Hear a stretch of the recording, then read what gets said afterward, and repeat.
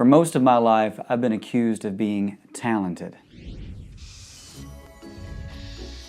If someone seemed impressed by a song I had written, my singing voice, a poster I designed, or insert humorous skill here, they would call me talented. But this always felt a bit off. I wanted to receive the compliment, but it shortchanged all of my hard work. They were only seeing talent as a result at the tail end of all of my reps. All the hundreds of songs I had to write before it sounded like someone talented created it. Continuing to hear this forced me to be introspective and think, am I talented? And if so, in what way?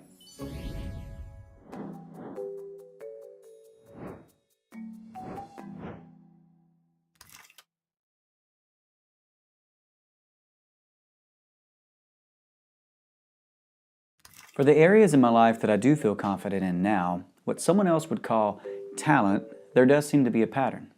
I like things. When I like them, I do them more often. When I do them more often, I get better at them. Is this talent? Because I assure you, when I first started dancing, singing, or drawing, I wasn't very good. I was definitely not talented. I promise I'm going to stop doing all these.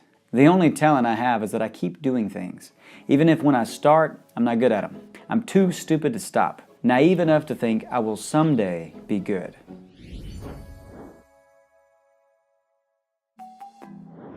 I want it to be just a little bit faster too.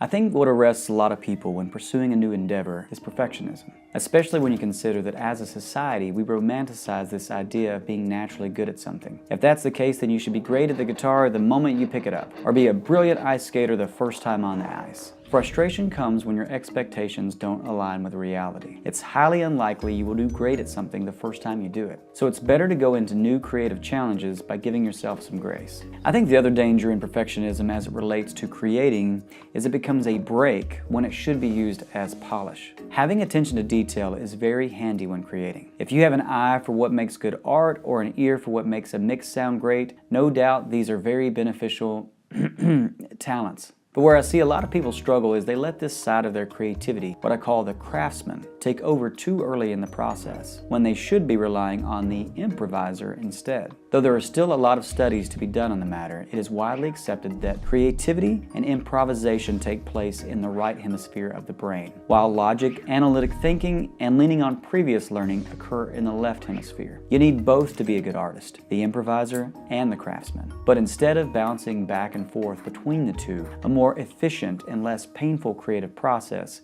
is to start and stay in one hemisphere before switching and going into the next one. Take a novelist. Imagine if while they were writing a manuscript, they edited the entire time. They write one sentence, then immediately mark words out, rewrite phrases, and fix grammar before moving on to the next sentence. Picture them repeating this process, going back and forth between writing and editing one sentence at a time until they have completed an entire novel. Seems like a pretty inefficient working style, right? This is why they write everything first and then do rounds of edits afterwards instead, so they can stay in one hemisphere at a time, starting with the improviser and then becoming the craftsman. So what is the lesson on talent here? Maybe a talent to acquire is the ability to know when to judge your work, to be okay with improvising without any self-criticism that could stifle creativity. And it is even bigger than this because out of quantity comes quality. In the book Atomic Habits by James Clear, the author references an experiment where a photography professor tests the quality versus quantity debate on his students. This excerpt from the book is titled "The Danger for Aiming for Perfection." On the first day of class, Jerry Usman, a professor at the University of Florida, divided his film photography students into two groups. Everyone on the left side of the classroom, he explained, would be in the quantity group. They would be graded solely on the amount of work they produced. On the final day of class, he would tally the number of photos submitted by each student. 100 photos would rate an A, 90 photos a B, 80 photos a C, and so on. Meanwhile, everyone on the right side of the room would be in the quality group. They would be graded only on the excellence of their work. They would only need to produce one photo during the semester, but to get an A,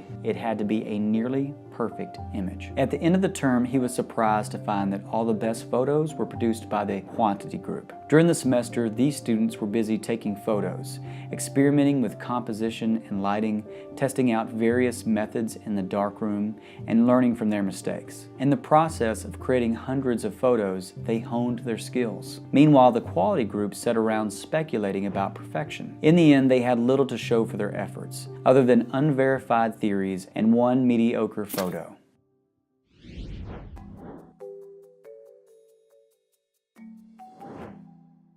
Now, all this is to say that it doesn't mean that we don't have some God-given or innate talents. If 10 unique individuals are all presented with a creative challenge, their starting points will all be different. Your starting point doesn't define your end point, however.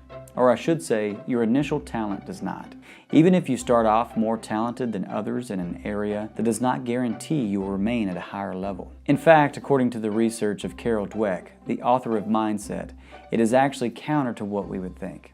This innate ability can lead to what she calls a fixed mindset. In a fixed mindset, people believe their basic qualities, like their intelligence or talent, are simply fixed traits. They spend their time documenting their intelligence or talent instead of developing them. They also believe that talent alone creates success without effort. Dweck encourages instead to move into a growth mindset. In a growth mindset, people believe that their most basic abilities can be developed through dedication and hard work. Brains and talent are just the starting point. This view creates a love of learning and a resilience that is essential for great accomplishment. So what does ensure success in a field more than talent? According to American academic psychologist Angela Duckworth, there is a hidden formula that counts twice as much as talent or skill. Achievement depends on just two things: talent and effort. Talent, how quickly we can improve in skill, does matter, without a doubt, but effort factors into the calculations twice. Effort builds skill. After a skill is acquired, though, it continues to take effort to become a success. According to Duckworth, many of us quit what we start far too early and far too often. What matters more than the effort put in on a single day is that you wake up the next day and the next, continuing to put in the effort. This is what she calls grit. It is this unforeseen but necessary grit that also can deter truly talented people from reaching their potential.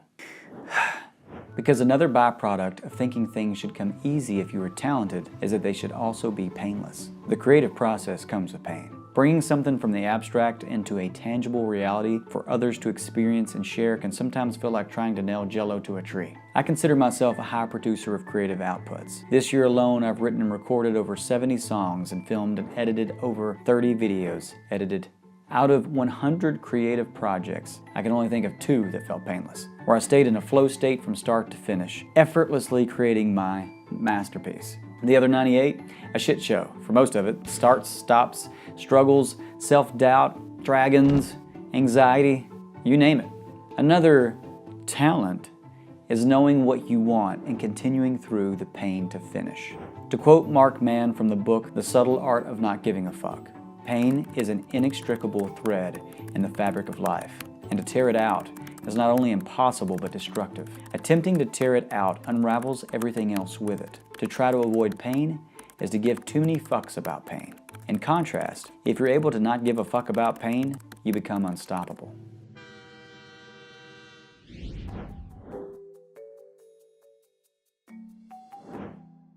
Very quickly, I want to take a moment to debunk this myth of a gifted singer, a talented singer. We'll call it Chase Perryman and the myth of the gifted vocalist. To help me illustrate this point, I'm going to share a clip from 2 different songs. Let's take a listen to the first one.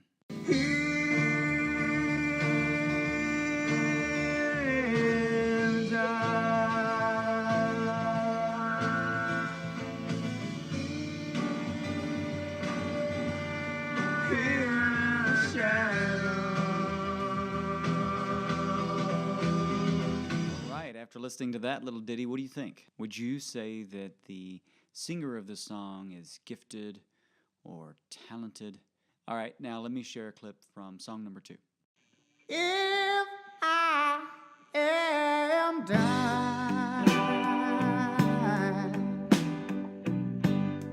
why do I feel so confused about what to do? What do you think? think, viewing audience? Would you say that the singer from the second song is talented? Maybe a few of you thought so. You probably know where I'm going with this. That is the exact same singer in both songs. That is moi. That is me when I first started singing, a la 1996, somewhere in that neighborhood. And that is me singing a track just this year. I'm often given the label of being a talented, gotta keep my fingers from doing that. I'm often given the label of being a talented singer and a gifted vocalist. And although that means a lot to me, I take that as a huge compliment. I think people would be surprised to know that even singing is something that with hard work and intention, you can get better at. For me, I knew what kind of singer I wanted to be, and I didn't let whatever I was given at birth stop me from going there. I also was optimistic. For some reason, I thought that I could go there. I looked up to singers like Otis Redding and Marvin Gaye, and I thought, I want to sing like them. I practiced their songs. I experimented with my voice. I experimented with the shape of my mouth until I could do impressions of them. And eventually, it became natural to me, though it wasn't innate at first.